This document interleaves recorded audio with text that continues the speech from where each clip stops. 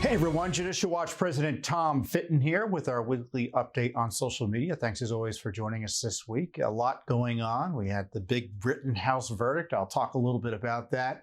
Plus we have astonishing new documents about Biden's Afghanistan surrender and the cover-up. We have new major developments in our work to maintain cleaner elections, plus some interesting numbers on the Secret Service costs associated with Joe Biden traveling up to Delaware all the time. First up today is the acquittal of Kyle Rittenhouse, essentially for murder in Kenosha, Wisconsin. The left is angry. Those of us who support the rule of law are pleased with the ruling. I think it's a ruling that strengthens our constitutional system. It's a victory against what I call woke justice. When you watch that hearing or that trial, you saw the left at work in the prosecution, suggesting one didn't have a right to defend oneself from deadly violence. Attack on the Second Amendment rights of individuals, an attack on the First Amendment rights of individuals, a defense of rioting and race baiting. So that was a prosecution, in my view, that should never have been brought against Kyle Rittenhouse. And sure enough, the left has gone crazy after the acquittal. The jury has spoken, but that's not good enough. You have left-wing radical members of Congress engaged in race baiting, as I said, essentially inciting people by suggesting it's part of a white supremacist system, which of course is a defamation of America, defamation of the court, defamation of the jury, defamation of everyone involved in law and order issues in Wisconsin. And of course, it's a defamation of the American people. And then you have Joe Biden saying he's angry at the verdict. Well, I'm angry that Joe Biden's angry. I mean, it's just a ridiculous statement. Kyle Rittenhouse was there to help, and he was almost killed. And the only reason he fired those weapons was because he was being attacked. Every person who was shot was attacking Kyle Rittenhouse. So, this is, again, at least a temporary victory for the rule of law. And you can see why the rule of law is so important and why the left hates it. Because the rule of law gets in their way of their political agenda. And their political agenda here was to attack someone who dared to stand up to the violent left and protect themselves under law. And they didn't want that to happen. And they were hoping they could game the system, frankly, intimidate the jury. You had the left-wing media organization, MSNBC, NBC, caught following the juror van. How is that not jury intimidation or juror intimidation? But the intimidation evidently didn't work. So you're going to hear a lot of histrionics from the radical left. I hope there's no violent protest that arise from this. But of course, that's what the left wants to do. They like rioting. They like too often violence. They see it as a tool. But just take a deep breath. Look at the facts and the evidence here, and you'll see that it was a tragic situation in the sense that individuals died, but Kyle Rittenhouse was not guilty of any crime. And certainly in terms of policy failures, the policy failure here is the left-wing politicians in Wisconsin who refused to deploy the police and/or National Guard early on in the rioting in Kenosha that would have prevented all of this from happening at all. It was anarchy, and when you have anarchy, these are the sorts of situations that arise, unfortunately. And we want to prevent that. We want to prevent that. So for all the politicians who are complaining right now because they're, as I said, doing their race baiting, engaging in kowtowing to the extremist rising communist left, if we want what the policy should be out of these politicians is law and order and rule of law. And when there's rioting and anarchy in the streets, you have to deploy the necessary police and law enforcement to protect lives and protect people from being injured, and obviously to protect property. And so I can't emphasize how important, I guess I could overemphasize it, but I think this decision was important by the jury, because if it had gone the wrong way, in my view, the Second Amendment would have been undermined, the First Amendment would have been undermined, the violent left would have been vindicated and invigorated, and your basic rights of self-defense would have been eviscerated. So this jury trial obviously was ended well for Kyle Rittenhouse, but its ramifications protect you as well. So you're going to hear a lot of commentary on the Rittenhouse trial and such, but I know, let me just say one other thing. The judge, I thought, was great. I didn't agree with all of his rulings. But he'd been up there for almost 40 years as a judge, and that's the way we want judges to behave. And of course, the left hated that, because he was trying to apply the rule of law as best as he understood it. And sometimes it goes one way for the prosecutors or another way for the defense, and the left doesn't like that.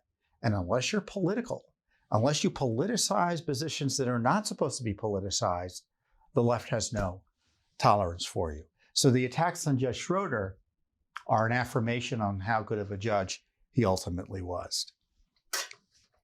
So next up is some extraordinary documents that we received from the Special IG for Afghan Reconstruction, known as, I guess, SIGAR? I don't know. Anyway, it's SIGAR. I'll just call him the IG. And this was a special IG that was set up by Congress to monitor the reconstruction of Afghanistan, as the name implies. And they gave us documents the other day showing that the IG objected strongly to the Biden administration's order to scrub IG reports from the internet that they had come up with, detailing the not only the expenditures in Afghanistan, totaling, last I checked, was $146 billion in terms of training and equipment and things like that, but also waste, fraud, and abuse. And they wanted the internet scrubbed. And the IG objected to it. In fact, he said it violates the IG Act. And these are what the documents show. There was 120 pages of documents. Remember, now what happened? On August 16th, which was a day after the Taliban seized control of Kabul, thanks to Biden's unprecedented surrender, the official at the State Department's Bureau of the Comptroller and Global Financial Services emailed the IG, the Special IG's office, to inform them of the State Department's unprecedented request to suspend large portions of your website and public access to reports and records. And this is what she wrote, Ms. Dove did, as her name is Carol Dove. We request urgent assistance in identifying and temporarily removing and potentially redacting on a longer-term basis. So this would be a long-term scrub. All potentially sensitive and identifying information on U.S. government assistance programs, projects in Afghanistan. A great many of your historical publications contain extensive details about activities and partners that could put individuals at risk in this current environment. So Biden surrendered to the Taliban, and so information that would show, and this is one of the key things that the Special Inspector General was tracking, the type and essentially what military equipment we were leaving behind there.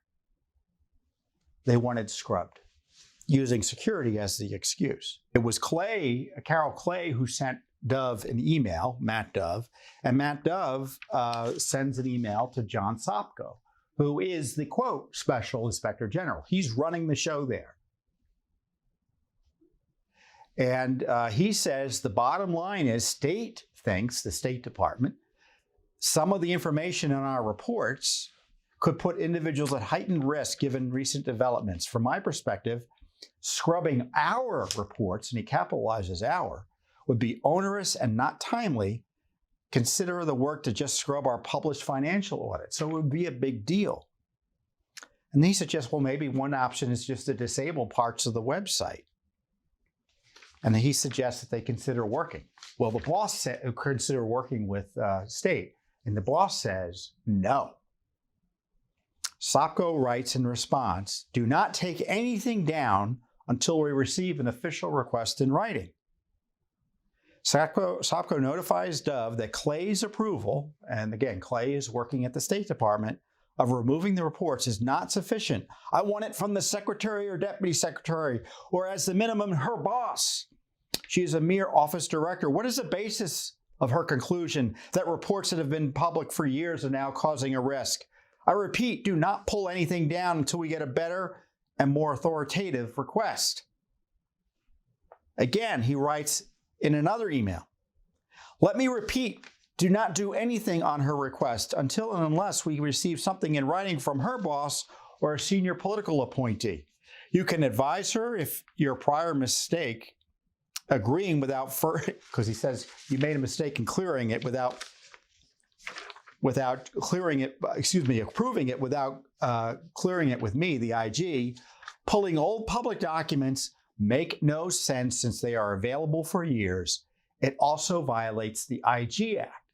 And the IG Act is the Inspector General's Act.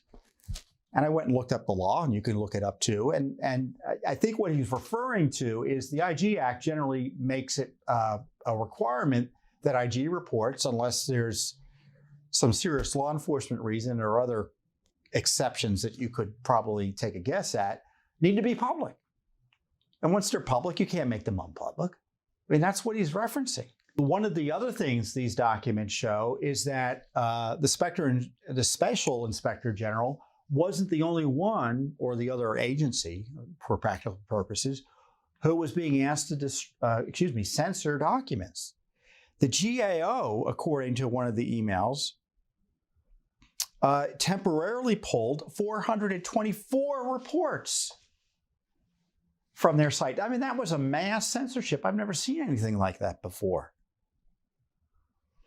So Sopko writes again to his colleagues, again, noting it would be a violation of the IG Act. So in a subsequent email, a few days later, Sopko again reiterates there's an issue with the law here, and he writes directly to the State Department. This is a highly unusual request without any explanation or justification for why you're requesting that we review and delete certain documents that have been posted on our website, all in violation of the IG Act. Many of the records you are talking about have been on our web for 10 or more years, and my IT people tell me even if we delete them, they are still out there. In the internet, since there are numerous programs readily available that regularly sweep and capture such material, I prefer someone at State who is a political appointee explain in writing why you're making such a request, as what is the basis for the threat, and how this very labor-intensive request will accomplish anything other than waste taxpayer resources. So this is John Sopko writing this. This is the top IG, the Special Inspector General for Afghanistan reconstruction. So finally, the State Department's controller, Jeffrey Monts, who was placed there by Joe Biden, he began January 20th. And he says, again, he reiterates that the State Department is concerned about the welfare of vendors and individuals who conducted work with the department and who have yet to exit Afghanistan. Identifying information regarding these individuals is well documented among your audit, inspection, and financial audit costs incurred audit reports. The department formally requests that you temporarily suspend website access to these reports until these individuals can safely exit the country. We acknowledge that the information has already been made publicly available, but we have reason to believe that this week's events represent extraordinary circumstances of heightened risk, and temporarily removing access to reports with identifying information could possibly shield some of these individuals from harm. The potential benefit of keeping state partners out of harm's way during these evacuations far exceeds the temporary loss of access to SIGAR reports, and we hope that you will help us do what we can do to make the situation safer for our partners. So their view is, and I fairly lay it out here, is that they had a security issue and they needed the reports, but the reports are public. And as I have highlighted, there were other reasons for keeping these reports secret, in the sense that there was the Biden administration was being humiliated with details about the military equipment being left behind and the cost incurred in training security forces, which of course which in large measure gets thrown out the window, and other support and security issues that we're paying for in Afghanistan. And this website was a core resource for those interested in figuring out what was going on. So sure enough, without telling anyone, they took the stuff down. So SOPCO caved and they took some materials down. I'm not sure if all the materials have been put back up because the process is secret. And I don't know if we've gotten all the documents in that regard. And as I said in our release, these extraordinary emails document a cover-up and unprecedented government censorship to protect Joe Biden from further humiliation over his surrender in Afghanistan.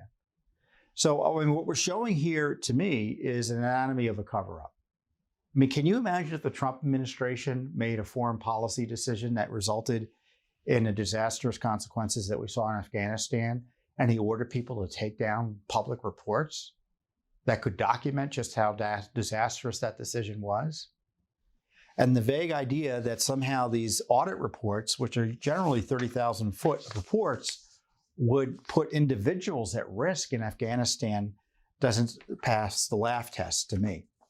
And what I think is interesting about this case as well is that we got these documents straight up. We didn't have to sue for them. That doesn't happen very often. Typically, these types of documents we would have to sue for because the agency would ignore our requests and we'd have to sue, and it'd be a year later and we get some documents, and a lot of what I just read to you would have been withheld. So it seems to me the Special Inspector General for Afghanistan Reconstruction is angry and upset about what happened, and he wants the world to know about it. And Judicial Watch's FOIA request was an opportunity for that agency to tell the world about the misconduct of the Biden administration in Afghanistan. I've been doing this a long time, and I know when documents are typically withheld from us based on their content. And this is the type of information that is typically withheld. It doesn't have to be withheld because it's not national security related, but it's typically withheld because it's just what it is. It's embarrassing.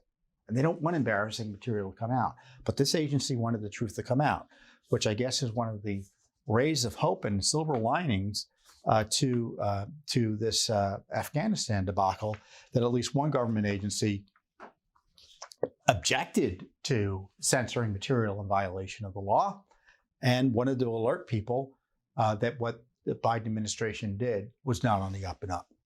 So Judicial Watch is a national leader in the efforts to maintain and secure our elections, clean elections at least.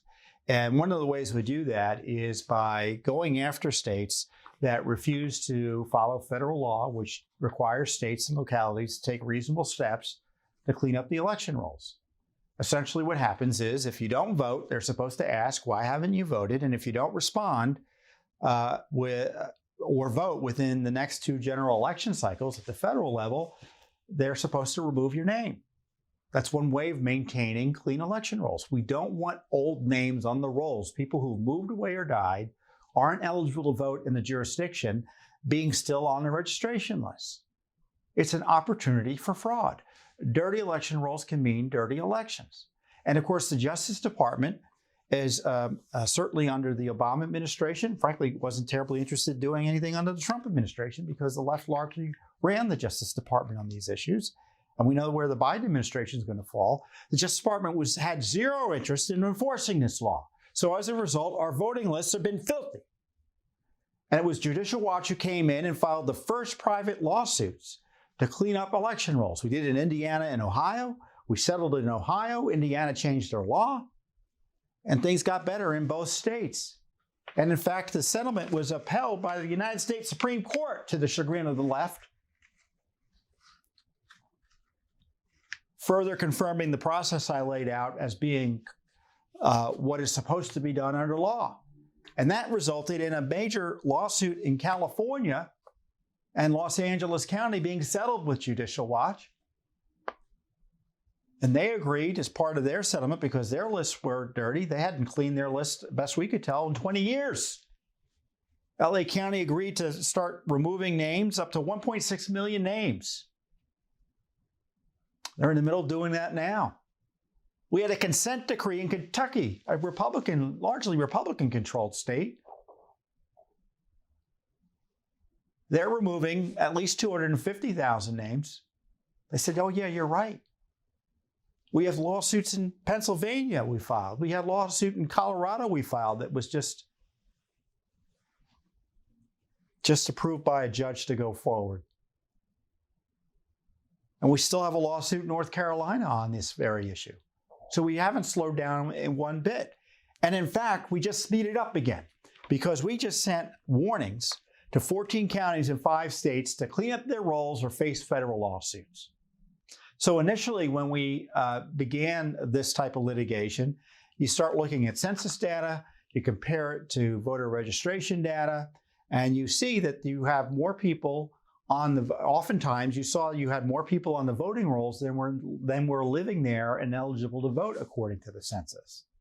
And that was pretty good information in terms of giving us like a warning that, hey, there's something going on. They got more people on the rolls than are living there and eligible to vote. They're probably not doing their job in terms of cleaning them up.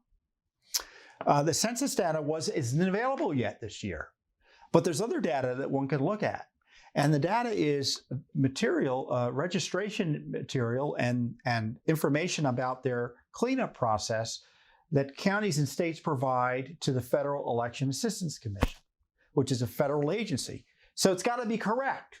So we looked at these documents, we looked at this data and found that there were several counties, as I said, 14 counties in 5 states, that weren't doing their job. As we say, the letters detail how these states' own reported data show their counties removed absurdly low or an impossible number of inactive voter registrations under key provisions of the federal law, which is known as the National Voter Registration Act. And the letters threaten federal lawsuits unless the violations are corrected in a timely fashion. And you may want to know who the states are. The current states that we've warned are Arkansas, California, Illinois, New York, and Oregon. These are the numbers, or at least some of the numbers. In San Bernardino County, they have 1.294 million people on the rolls. And over the last 4 years, you know how many people they've removed for being inactive? Under this process I'm talking about? 14. Does that sound right to you? No. Sacramento County, California. Over 1 million people on the rolls. You know how many people they removed over the 4 years under this process? 0. Contra Costa County, California, 735,000 people on the rolls. You know how many people they removed from the rolls? Last 4 years. One person. Fresno, 500,000 people, well over 500,000 people, 573,000 people on the rolls. They removed 2 names in the last 4 years. Stanislaus County, California, 356,000 voter registrations. 2 people over the last 4 years. Solano County, California, 338,000 people. 4 over the last 4 years. Brooklyn, New York, Kings County. So we're talking about New York City, all of the following year. 1.735 million people on the rolls. You know how many people they removed over the last 4 years? 0. Queens, 1.3 million. You know how many people they removed? 0. New York County, which is Manhattan, 1.2 million people there on the rolls. They've removed 2 people over the last 4 years, inactive voters. I want you to think about that. In all of Manhattan, this data that they gave the EAC, they're telling them that only 2 people have become inactive and removable over the last 4 years. What a mess. Nassau County, New York, and Long Island, 1 million people on the rolls, 0. Bronx, 867,000 people on the rolls, 1. Richmond County, New York. I didn't know where. I was like, where is Richmond County? It's Staten Island. 344,000 people, 0. Now going over to Oregon. So I want to do that New York. Let's do this New York count. That's 1, 2, 3. Wow. Based on my hand count here, all of New York City removed 3 people from the rolls in the last 4 years. Monotma County in Portland, which is kind of Portland, Oregon. They have 500,000 people, 571,000 people on the rolls. They removed 5 people over the last few years. And Lane County, Oregon, 275,000 people on the rolls, 2 people. So the total of these counties, number of voter registrations is 11,848,651. And those counties in California and New York City and Portland and nearby have only removed 33 of those names from the rolls. Bob Popper, who is our senior attorney, you've probably seen him on our YouTube channel. He's a great guy. He's testified to Congress. He's director of our efforts to clean up elections. He observed that about 10% of Americans move every year. Those counties should generate hundreds of thousands of canceled registrations. So we're not talking like an argument, should there be 2 versus 10? It's a question of should there be 2 versus 50,000? There's simply no way to comply with federal law while removing so few outdated registrations under its key provisions. And again, and as Popper noted, and as I noted in the beginning, these are not our numbers. These are federal numbers that these entities, these state and county entities, reported to the feds.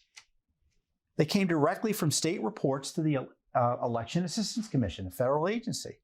Now, Popper knows what he's doing. He was formerly deputy chief of the voting section of the Civil Rights Division of the Justice Department. So he used to litigate these cases for the United States. Now, we also sent letters threatening lawsuits against statewide election officials in Arkansas and Illinois on the ground that many counties in those states also had low numbers of statutory removals. So they have all these names on the list. People are obviously moving away, and the names are bad. They're ghost voters. They shouldn't be on the lists anymore, and they're not being removed. Now, hopefully, and I'm serious about this, they get our letter and they say, whoa, we'll press delete and the names will be removed. And you may laugh, but that's happened before. We did that in Pennsylvania. We have a lawsuit against certain counties in Pennsylvania. But we didn't sue Allegheny County because we gave them this notice letter that I'm talking about. And they said, oops, we're sorry. And they removed 69,000 names completely. So hopefully they do that and we don't have to sue. But we have to, if they don't do what we want them to do, we will sue. As I said, this isn't idle threat making.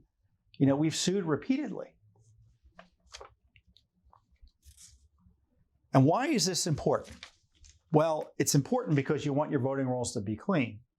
But it's doubly important because of, I think, the terrible policy of widespread and massive vote by mail. You're relying on these lists to mail out votes, to mail out ballots.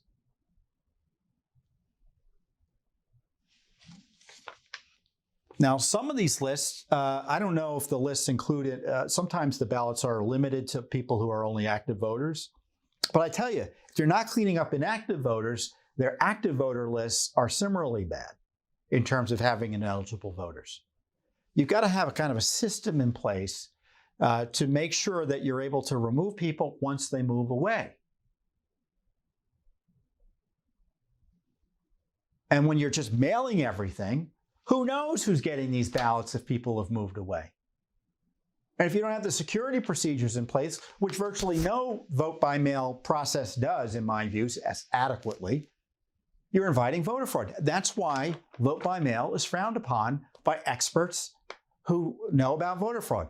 Now, I know we're being told, oh, don't worry about it anymore. It's because the left likes it. So we're not allowed to talk about what we've been saying for the last 30 years on vote by mail, how it's a riskier way of voting in terms of providing more opportunities for voter fraud and voter intimidation. And if the lists are dirty, it's doubly bad. So more is coming. There are other states that got problems. I don't know if we're going to threaten to sue them, but we're going to tell them there are problems.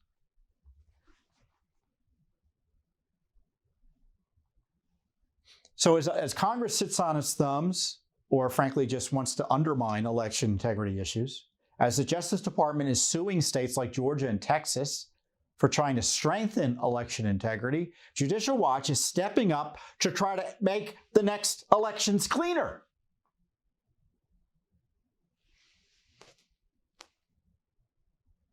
I'm hoping we get names removed immediately.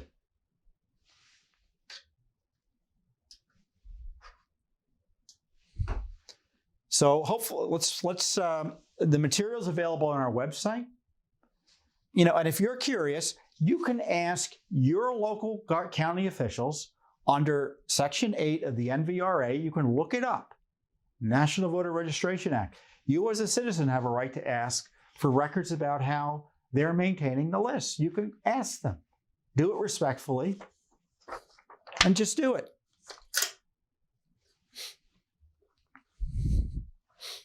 They're going to hate that I told you you can do it yourself, but that's the law. So I'm ticked, but I'm also glad that Judicial Watch is doing this. And I get frustrated because I know if we weren't doing it, it wouldn't be done. It wouldn't be done. Our election systems are under attack.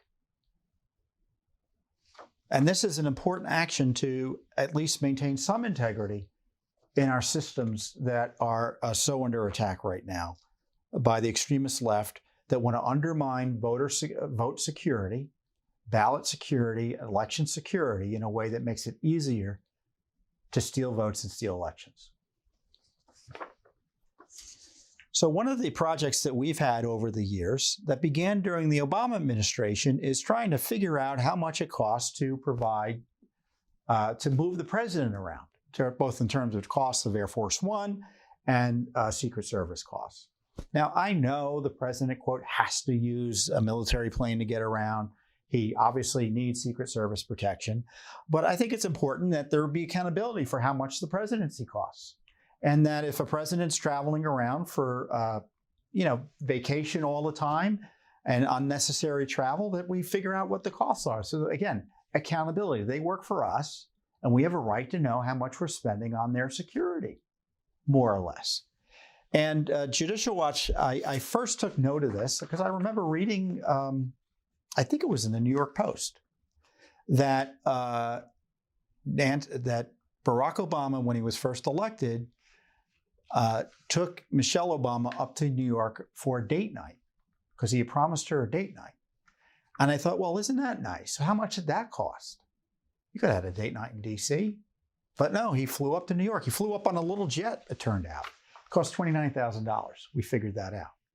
And so what we did was we tried to ascertain Obama's unnecessary travel. So, if he was going on obviously government trip, we didn't ask for the numbers. But if he was going back and forth to Hawaii or on vacation and things like that, or political travel, we'd ask for the numbers. So we were diligent in tracking those numbers.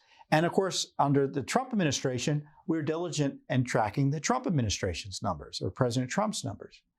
Now, Trump, to his credit, when he was always going down to Florida, but at least it struck me that he was a madman in terms of working wherever he was.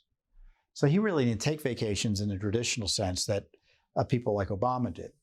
And I'm not to say the presidents can't take vacations, but we have a right to know how much it's costing and whether we need to be spending all that money. Can we, is Air Force One, is it too expensive to ferry the president around? Is there a cheaper way to do it?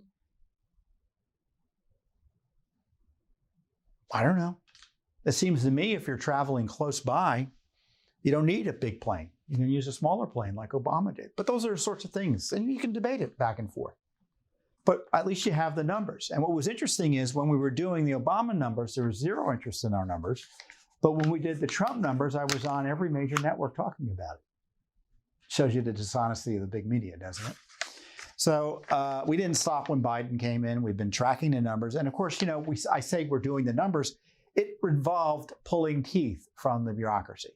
There are two agencies that we had to sue oftentimes: the Department of Homeland Security, which runs the Secret Service. The Secret Service is a sub-agency, and then the Air Force. And they used to give us some of the numbers pretty easily without too much of a hassle. But then they evidently didn't like the fact that we were publicizing them, so they stopped giving us the numbers. I mean, and it was like they would ignore dozens of requests. So we had significant litigation during the Trump administration and tried to get those numbers. So we never stopped. Now, the Biden administration, the Air Force is stonewalling us, so we may sue over that. We have gotten certain Secret Service costs, and the latest numbers show that there was $2.2 million in Secret Service travel costs for President Biden. And it was only for, it looks like, a few trips. A trip to Wilmington, Delaware in August for a weekend, $175,000 in hotels, $18,000 in car rentals, $25,000 in air and rail travel. So that was $219,000, and that's just Secret Service costs. Another trip cost $110,000, so that was a little cheaper. Biden took a trip to Wilmington in July, $125,000. So it looks like the range is between $100,000 and $200,000. So, et cetera. So these are only 1, 2, 3, 4, 5, 6, 7 trips.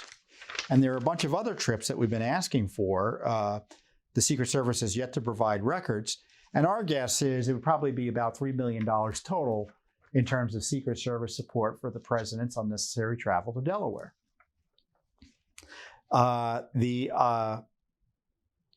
The Air Force, as I said, just refuses to give us the numbers. And this is not rocket science for the Air Force to give us the numbers, because what they do is every year or so, they assign a cost to the operations of Air Force One. And so every hour costs something, right? And like last year, it could cost $110. This year, it could cost $150,000 an hour. And next year, it could cost $75,000 an hour. So the numbers can vary a bit wildly. But anyway, the numbers are easy to come by because we're not asking for anything too complicated here. And they don't want to give us too much information about, like, say, who's on Air Force One. They used to do that. Now they won't do that at all. So those are the numbers for the cost of presidential travel. And again, this is the sort of basic work the media did for Trump, but they won't do for Biden. Isn't that interesting? And the New York Post gave it big coverage, but I don't think it appeared anywhere else. The cost of presidential travel is of obvious public interest.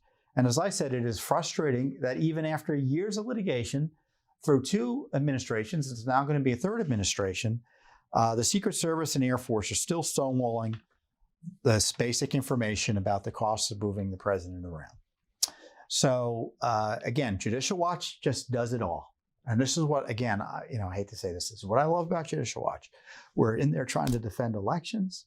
We are out there trying to expose the worst foreign policy disaster in American history and exposing the dirty little secrets, covering up the dirty little secrets in Afghanistan. And then we've got this sort of basic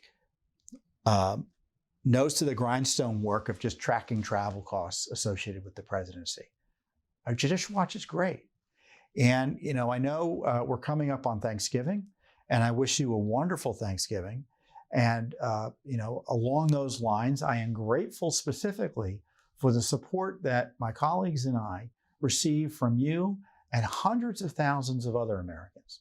And I mean support. I mean people who write checks to us and donate to us. And I know there are millions more of you who support us spiritually or otherwise try to support us by getting the word out, or all three. And I'm thankful to all of you. So on behalf of my colleagues and I, my family and I wish you and yours a wonderful and safe Thanksgiving. I'll see you here next time on the Judicial Watch Weekly Update.